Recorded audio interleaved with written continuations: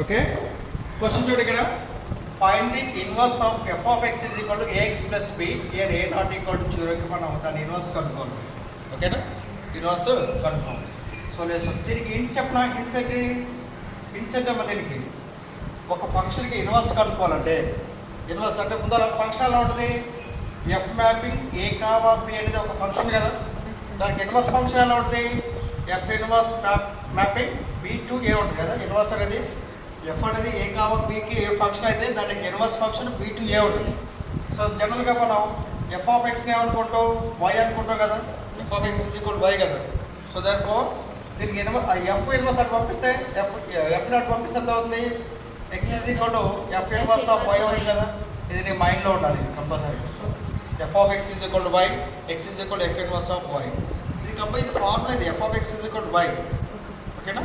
So therefore ఇది ఏంటిది, X value ఎంత domain, Y value co domain అనమాట, బి వాల్యూస్ వస్తాయి అన్నమాట. ఓకేనా. సో దానిఫోర్ ఎక్స్ ఇక్కడ ఉంచితే ఎఫ్ని అవతల పంపిస్తే ఎంత వస్తుంది, ఎఫ్ ఇన్వర్స్ ఆఫ్ వై వస్తుంది అన్నమాట. X is equal F inverse of Y. Okay, question రాదు.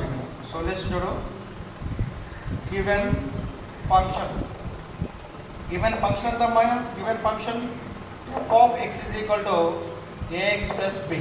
ఇదేనా, F of X is equal ఎంత AX plus B. So therefore F of X అంటే ఇక్కడ వై అనుకున్నాం కదా, లెట్ లేదా అదే ఫార్ములా ఇక్కడ రాయాలి. F of X is equal to Y implies X is equal to F inverse of Y. ఓకేనా, ఇది ఫార్ములా కింద కన్సిడర్ చేసుకోవాలి. అయిపోయింది కదా. సో ఎఫ్ ఆఫ్ ఎక్స్ అంటే ఎంత అనుకున్నాం మనం, వై అనుకున్నాం కదా, వై సబ్స్టిట్యూట్ చేయి, Y is equal to AX plus B. నేను దేన్ని ఫైండ్ అవుట్ చేయమని చెప్పాను, ఎక్స్ని ఇన్వర్స్లో ఎక్స్ని ఫైండ్ అవుట్ చేయమని చెప్పాను కదా. ఎందుకని X is equal to F inverse of Y కాబట్టి, ఇన్వర్స్లో వచ్చింది కాబట్టి ఎక్స్ని ఫైండ్ అవుట్ చేయాలి. So therefore Y minus B is equal to AX. X coefficient A ఉంది కాబట్టి ఇటువైపు వస్తే ఎంత అవుతుంది, డివిజన్ అవుతుంది కదా. y minus b by a is equal to x. So therefore x is equal to the x is equal to y minus b by a.